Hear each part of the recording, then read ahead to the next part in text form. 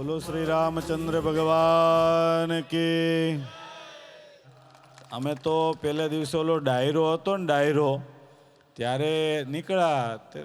આશ્ચર્ય થયું કે છેક ઓલા પણ દૂર રોડથી ડંડા લઈને છોકરાઓ એટલા વહેલા ઊભા રહી ગયા. એટલે એકવાર જોરદાર તાલીઓથી તમારી સેવાને વધાવો. અને હનુમાનજી મહારાજની કૃપા સૌથી વધારે સેવકો ઉપર જ ઉતરે ભાઈ, સમજ્યા? કારણ કે સેવાના આચાર્ય છે. એટલે તમે લોકોએ જે કોઈ ઉપર દંડા ઉઠાવ્યા નથી અને બધા એને રાજી રાખીને, અને જે મહેમાનો આવે છે ને દૂર દૂરથી, એ તમારી પાર્કિંગની વ્યવસ્થા જોઈને આમ પછી તો ખબર છે કે બેહવાની વ્યવસ્થા બેઠકવાળા હરખી કરવાના નથી. એ આવે ત્યારે એમના વખાણ કરશું, ત્યારે તમને કહી દે ખાલી. એટલે એમને ખબર હોય કે આગળ કાંઈ બેહાડશે નહીં, પણ તમે જે વાહન પાર્ક કરાવો એટલે એ જોઈને અમને કહેતા હોય કે શું આ લોકોએ સુવિધા કરી છે. અને પાછું કોઈ ઇન્સ્ટિટ્યૂટમાં ગયું નથી, બરાબર, કે પાર્કિંગ કેમ કરાવવું, કે સ્કૂલમાંય કોઈને શીખવાડ્યું નથી. આપણને કીધું હોય હવે આ કથા પતે પછી તમે રોંગ સાઈડમાં જ જવા દેહો. હા, એ તો હવે હનુમાનજી હોય ત્યાં સુધી જ સીધા રહી, પછી ન હોય ત્યારે તો આપણે થઈ જ જાય ને એમ. એટલે તમારી ખૂબ મોટી સેવા છે. અને જો તમારા સેવાથી રાજી થઈ અને તમને આજે આશીર્વાદ દેવા એવા છે તો જોરદાર તાલીઓ સાથે પૂજ્ય સ્વામીને વિનંતી કરીએ. થોડાક અહીંયા આવતા રહ્યો, આ બાજુ આવતા રહ્યો.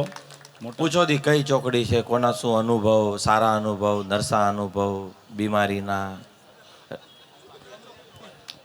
આવો બંબાવાળા.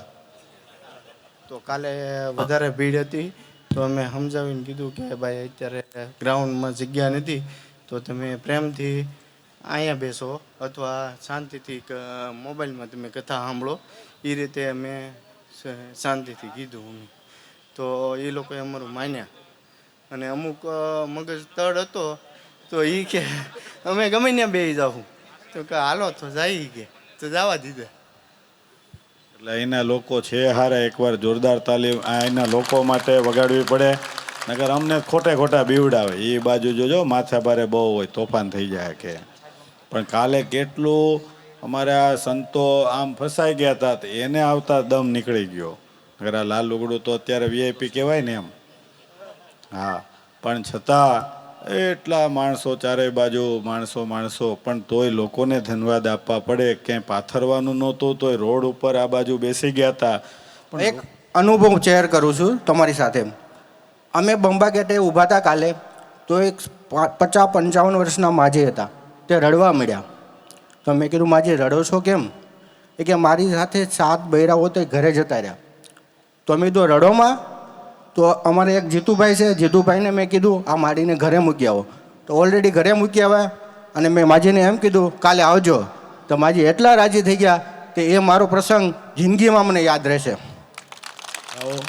સ્વામિનારાયણ ભગવાને વચનામૃતમાં કીધું કે ભાઈ આવા ઉત્સવ સમયા જે કરીએ, હવે આમાં તો આ જે આપણું મારુતિ ધૂન યુવક મંડળ છે એનો ટાર્ગેટ એવો હતો કે 2025માં આપણે 2025 વિધવા ગંગા સ્વરૂપ બહેનોને આપણે રાશન પૂરું પાડવું છે, આ હતું.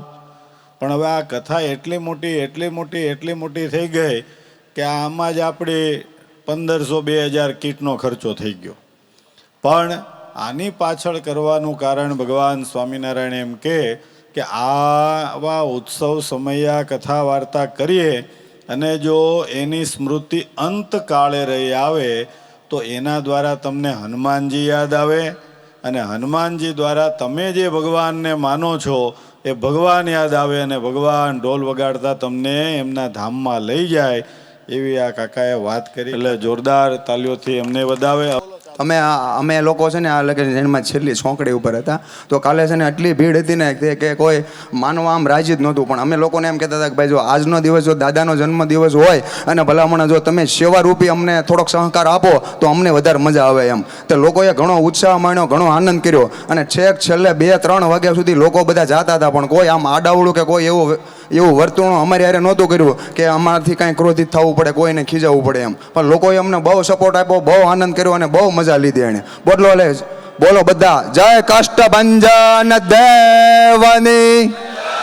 અમારી ટીમ ફાયર બ્રિગેડ હતી ત્યારે ઘણા બહેનોને અગવડ હતી જવાની, તો એ એમ કહેતા કે અમને જગ્યા નહીં મળે. આમ તો રિક્ષાવાળાએ પણ એટલો સપોર્ટ આપ્યો કે 50-50 40 કહેતા હતા ને તેમ કે ભાઈ આ બહેનો કથામાં આવ્યા છે તો એનું તમે તે કે વાંધો નહીં થોડા આપો. રાજુભાઈ ગોપાલભાઈ મકવાણાની ટીમ અમારે ફાયર બ્રિગેડમાં હતી. રાજુભાઈ સુવાગ્યા છે, બધાએ બહુ હેલ્પ કરી. બહેનોને સમજાવીને અને રિક્ષાવાળાને સમજાવીને બેસાડ્યા તો બહેનો એટલા રાજી થઈ ગયા કે કાલે આવજો, કહો મજા આવીને બધા દાંત કાઢતા ખુશી થઈ ગયા. બોલો કષ્ટભંજન દેવની જય, સ્વામિનારાયણ ભગવાનની જય. કેમ છે, મજા આવે છે ને સેવામાં પાર્કિંગની? સ્વામી આ બધા ટેવાઈ ગયા છે. પાર્કિંગ સિવાયની વાત કરો ને તો આ બધાને ગમતું નથી હવે. કાંઈ નહીં, પણ પાર્કિંગની સેવામાં ખરેખર બહુ મજા આવે છે. અને એમાં જે કાલનો જેણે લાવો જોયો હશે કે જેણે નજારો જોયો હશે એ તો ના ભૂતો ના ભવિષ્ય, કે તમામ પાર્કિંગો ફૂલ થઈ ગયા, પાર્કિંગની આજુની બાજુના રસ્તા ફૂલ થઈ ગયા, અને આપણે લોકોને એમ કહેવું પડ્યું કે હવે જગ્યા નથી, તમે જવા દો. એ જે લાવો છે એ તો આપણે તે પહેલી વખત જોયું કે ભાઈ આટલું બધું પબ્લિક, ખરેખર એ અકલ્પનીય હતું. અને તમે બધાએ જે સપોર્ટ કર્યો ને તમે બધાએ જે મહેનત કરીને ટ્રાફિક જે હેન્ડલ કર્યું એ બદલ તમને ખૂબ ખૂબ અભિનંદન. જય કષ્ટભંજન દેવ. કાલે છે ને હું વીટી સર્કલ ચોક છે ને, મારી સેવા તો આમ છે પણ હું રિટર્નમાં ત્યાંથી જ નીકળ્યો હતો. એટલે 12 વાગે હું ત્યાંથી, મારો ફ્રેન્ડ ઊભો હતો એટલે ત્યાં ગયો. એટલે એક ભાઈ આવ્યા મારી પાસે આવીને કહે કે તમારી પાસે ફોન હોય તો મને આપો. એટલે મેં ફોન લગાડી દીધો. એ કે મારી છોકરી અને મારા ઘરના છે ને એ કે અંદર ફસાઈ ગયા છે 2 કલાકથી, એ કે મળતા નથી મને ક્યાંય. એટલે મેં કીધું કે આલ્યો ફોન કરો. ફોન એને છોકરીને લાગતો નહોતો, કંઈક ટાવર ઇસ્યુ હતો. 10-15 વાર મેં ફોન લગાડી દીધો. પછી મેં સાહેબને ઓલા ભાઈ હતા મેં એને કીધું કે તમે, હું એને અડધી કલાક ઊભો રહ્યો. પછી હું અહીંયા આવ્યો હતો ને એને ફોન નહોતો ને એનો સ્વિચ ઓફ હતો. એ કે મારો ફોન સ્વિચ ઓફ છે ને હું ફોન કરી કે એમ નથી. એટલે પછી મેં કીધું તમે આન્યને ઊભા રહ્યો. પછી મેં બીજું એક ગ્રુપ હતું, મેં એને કીધું કે કોઈ હોય એવું મળે કે નથી મળતું તો આ બાજુ મોકલજો તો ખબર પડે. એટલે પછી પતી ગયું. એટલે હું વયો ગયો પછી મારા ઘરે 2 વાગે હું પીકો. પછી એની છોકરીમાં મારા 10-15 ફોન છે. ફોન આવ્યો મારામાં કે તમે કેમ આટલા બધા મને ફોન કરો છો? મેં કીધું હું સ્વયંસેવક છું અંદરનો, તમારા પપ્પાએ મને નંબર આપ્યો હતો. એ કે તમે ખોટું બોલો છો, આપણું માને નહીં. પછી મેં પ્રેમથી સમજાવ્યા કે હું સ્વયંસેવક છું અને પાર્કિંગ વિભાગનો છું, તમારા પપ્પા તમને મળ્યા કે હજી મને નથી મળ્યા. આવા વતન થાય સંગમ એમ.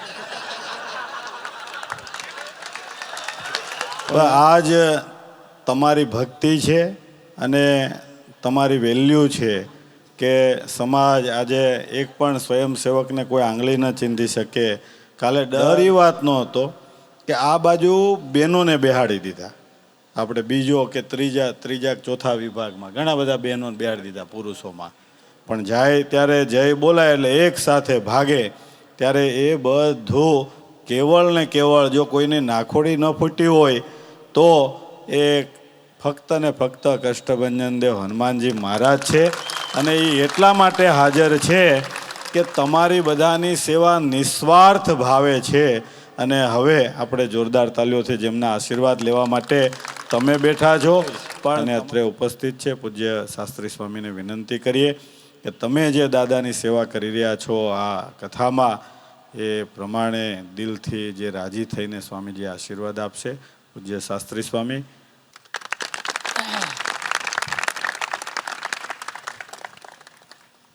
જય સ્વામિનારાયણ. જય શ્રી રામ. આજે મેં અહીંયા કથામાં કીધું સૌથી વધારે દાદાની કૃપા જો ઉતરે ને તો આ પાર્કિંગવાળા ઉપર ઉતરવાની છે. એનું કારણ શું કે ગઈકાલે અહીંયા બધા એટલા બધા ના રેડી, ગઈકાલે અહીંયા એટલા બધા આનંદ કરતા હતા બધા. આ બધું એવો નજારો હતો, તમે કદાચ મોબાઈલમાં જોતા હશો. ટાવર આ તો બધું હેંગ થઈ જાય બધા નહીં, માણા એટલા બધા ભેગા થાય. તો હનુમાનજી મહારાજ, તમે આ બધું મૂકીને પણ માત્ર ને માત્ર આપણી જવાબદારી, આપણી ફરજ જે તમે અદા કરી, એટલે દાદા 100% એની ઉપર રાજી થાય. 100%. હમણાં એક ભાઈ મને મળ્યા, અંદર સ્પેશિયલ મળવા આવ્યા હતા, અહીંયા અમે બેઠા છે. એ કે કાંઈ આપણા ગેટે એક સ્વયંસેવક હતો, જ્યારથી કથા શરૂ થઈ પહેલે જ દિવસે એને ડ્રગ્સ લેતો હતો, ડ્રગ્સ છોડી દીધું. અને ગઈકાલે કંઈક 50,000 કે એવું 50,000 રૂપિયા દાને કરી ગયો ગઈકાલે. અને આજે મજા નહોતી, ઘરે છે. ડ્રગ્સ છોડી દીધું. આજે 4થો દિવસ છે ને આજે કથાને, 5 દિવસથી કે એને લીધું નથી. પણ હું અહીં કથામાંથી જતો ને તો એક ભાઈ આવ્યા મારી પાસે, મને કહે સ્વામી પહેલે દિવસે તમે એવું બોલ્યા હતા કે પોથી યાત્રામાં ઘણા માણસો કુણા માખણ જેવા છોકરાને તેડીને ઊભા હોય અને માવા ચાવતા હોય, એની સેકન્ડે કે સંકલ્પ કર્યો કે આજથી માવા નથી ખાવા, હરામ છે. કે 5 દાડાથી મેં માવો ખાધો નથી, 5 જણને છોડાવ્યા.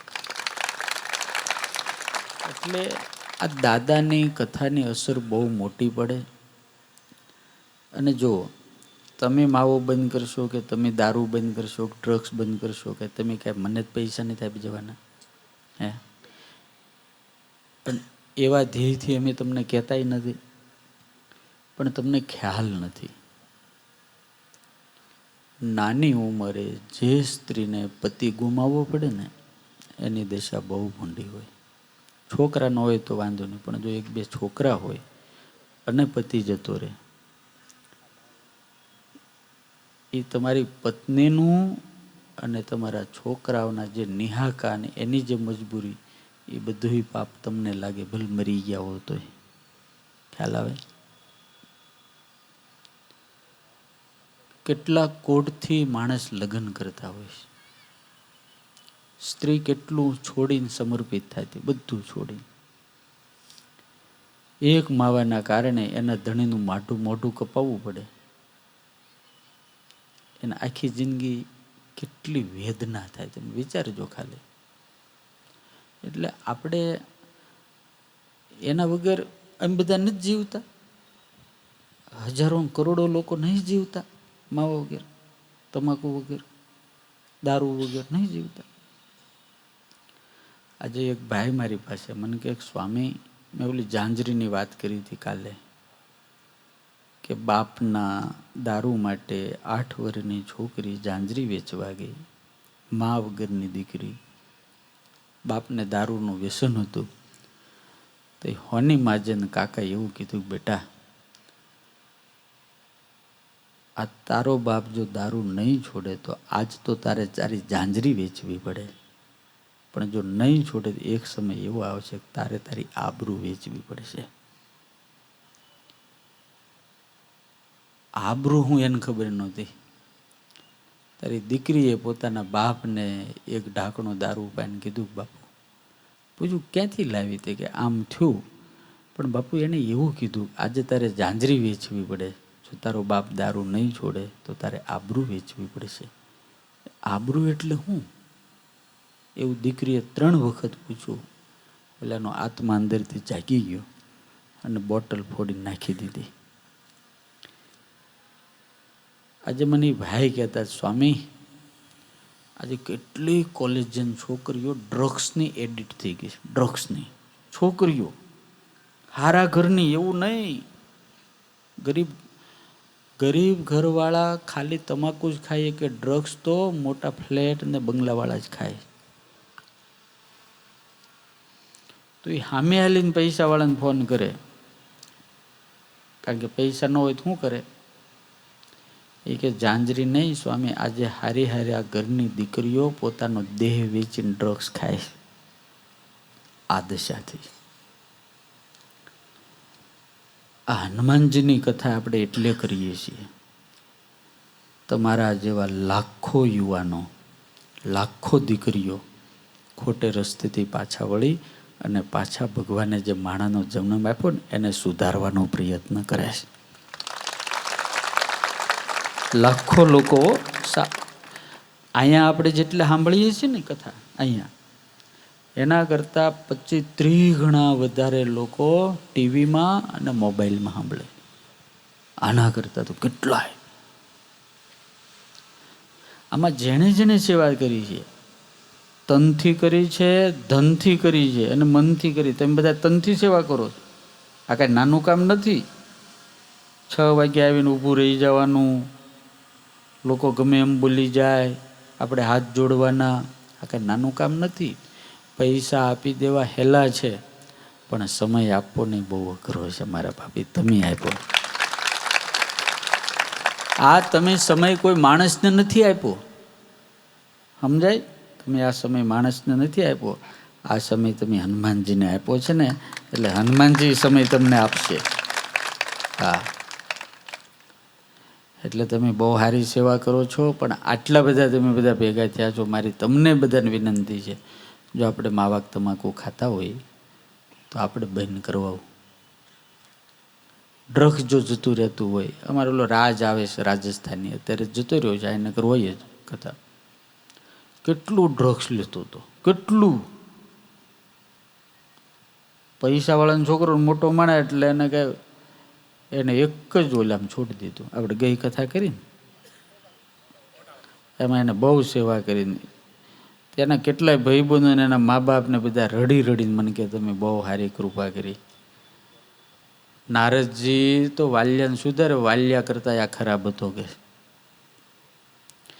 એના મિત્રો મને જોવા આવે કે છે કોણ કે છે કે તને સુધાર્યો, બોલો કેટલાય કે મારે એને મળવું છે, જોવા છે, કોણ છે એ.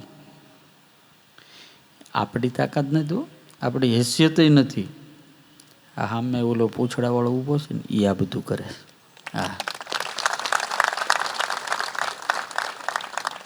આપણી કોઈ હેસિયત નથી. આ દુનિયામાં આજે કરોડપતિ માણા હોય એનું એની ઘરવાળી સાંભળતી નથી. ખબર છે ને તમને? ઘરવાળી એનું સાંભળે બસ એમ કહી દે. દીકરાને જન્મ આપીને મોટો કર્યો અને કોલેજ ભણાવીને મોટો કર્યો અને કંઈક કામે લાગ્યો, પછી કે પપ્પા પ્લીઝ જાવ નહીં મને કંઈ કહેતા. કોઈનું સાંભળતું નથી. તો આજ આપણે બોલીને આટલા બધા સાંભળે, એ મને સાંભળે, ઓલા હનુમાનજીને સાંભળે છે ભાઈ. હા, અને એનો જ પ્રભાવ પડે ને એટલે આ બધું થાય. એટલે આ જેટલું કાંઈ થવાનું છે સારું, એમાં બધાયમાં એના પુણ્યના અને આશીર્વાદના ભાગીદાર તમે બધાએ છો. હું એકલો નહીં, તમે બધાએ. ઈશ્વરની પાસે ત્રાજવું બહુ સારું છે. ભગવાન પાસે ત્રાજવું કહેવાય ને, કાંટો એની પાસે જેવો છે ને દુનિયામાં કોઈ પાસે. બધાનો હિસાબ એટલો મસ્ત કરે ને, હરખું જ આપે. કવિ કાગે લખ્યું, છેતરે નહીં છેતરે નહીં છેતરાય ના, અબજોનો આડતિયો દિશે, હિસાબ સૌના રાખતો શેઠિયો કેવો હશે. એને કોઈ છેતરી ન હોય કે. અને ભગવાન ક્યારેય કોઈને છેતરે, ક્યારેય ન છેતરે. એટલે હું ઘણી વખત કહું કે આપણે ક્યારેય ઈરાદાપૂર્વક કોઈને છેતરવાનો પ્રયત્ન ના કરવો. સમજાય? હું રોજ કથામાં કહું, કર્મ નહીં છોડે, કર્મ નહીં છોડે. એટલે છેતરવા નહીં કોઈ. એટલે તમે બધા બહુ સારી સેવા કરી છે. બધાને ખૂબ ખૂબ ધન્યવાદ. હનુમાનજીને પ્રાર્થના કરું કે તમને બધાને સ્વસ્થ રાખે, વ્યસ્ત રાખે અને મસ્ત રાખે. જય સ્વામિનારાયણ. જોરદાર તાલીઓથી પૂજ્ય સ્વામીજીના આશીર્વાદને વધાવી લઈએ. હવે કોણે કોણે આશીર્વાદ લીધા ને એ મારે ચેક કરવું છે. સ્વેચ્છાએ જેને જે છોડવું હોય ને ઊભા થઈ જાઓ. તમાકુ, બીડી કે પછી સિગરેટ, માવો, દારૂ, આ બાજુ સાઉન્ડ બાજુ, સાઉન્ડ બાજુ અમારા ઊભા થાય છે ધીરે ધીરે બધાય. પ્રેરણા લ્યો. તમે ગભરાઓમાં અહીંયા કોઈ હનુમાન સિવાય કોઈ આવશે નહીં. નહીં એવું નહીં, એ આપણે નથી પૂછવું, પણ માણેકચંદ કે જે હોય વિમલ ભાઈ નીચે કોઈ બેઠા હોય અને એને તમાકુ, બીડી કે પછી દારૂ બારૂ કાંઈ છોડવો હોય તો સિગરેટ, આટલા જ છો તમારામાંથી તો ઊભા થઈ જાઓ, ઊભા થઈ જાઓ. કાંઈ શરમ નહીં. આમાં અમુકનો રાજીપો મળે. જો સ્વામીએ વાત કરી કોને યાદ કર્યા? જેણે છોડ્યું ને એને યાદ કર્યા. તમારી 2500-3000 સ્વયંસેવકોની સેવા અતુલ્ય છે, અમરે છે, પણ યાદ કોની રહેશે? આમાં જે આ ઊભા થયા છે ને એ વિરલા કહેવાય. એટલે વિરલા થવું હોય આમાં કાંઈ કોઈ પડી જવાનું નથી, કોઈ મરી જવાનું નથી. સમજ્યા?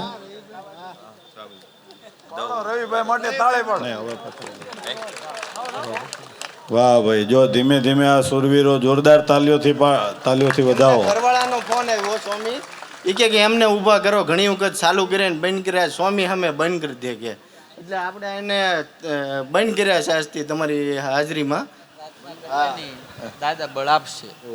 આપણે કંઈ જાહેર નથી કરવું હું છોડો છો, પણ તમારી માટે સારું છે તો જ સંતો કહેતા હોય કંઈ અમારા કંઈ તમે બંધ કરો તો એનાથી ભગવાન સ્વામી ઉપર રાજી થતા હોય, ગુરુદેવ ગોપાળાનંદ સ્વામી રાજી થતા હોય ને આખો તમારો પરિવાર રાજી થતો હોય. અમે સ્વામી અરે અમેરિકા હતા તો અમેરિકામાં બધા માથાભારે બહુ હોય. તો એક ભાઈને કીધું કે ભાઈ સ્વામી પાસે જોઈને એને ઓળખી ગયા. તો કે ત્યાં પાછા નિર્દોષ લોકો બહુ રહ્યો, આપણી જેમ નહીં. અહીંયા જોયા છે કે એ દંડો હોય ને આમ કરતા હોય, આમ તોડતા જાય ને આમ પગે લાગતા જાય પાછા. સમજ્યા? એટલે આપણને એમ થાય આ કાંઈ છોડશે નહીં હવે પણ એ ત્યાં લોકો એવા હોશિયાર અને ડાયા કે સ્વામી હા હું પીવું છું.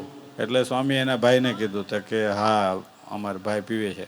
સ્વામી કે મૂકી દો. કેટલા દીકરા? તો કે એક દીકરો 3 દીકરી ને.